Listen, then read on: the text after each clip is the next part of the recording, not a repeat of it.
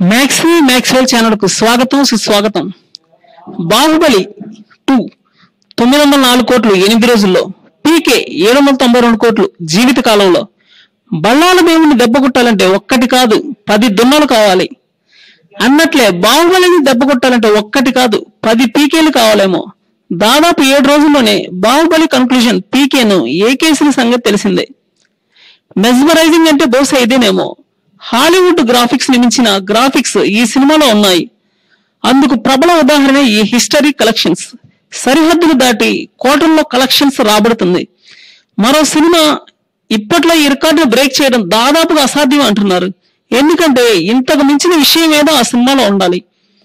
ఎప్పటికి జరగాలి ఇదంతా అని అనుకుంటున్న వాళ్ళు లేకపోలేదు।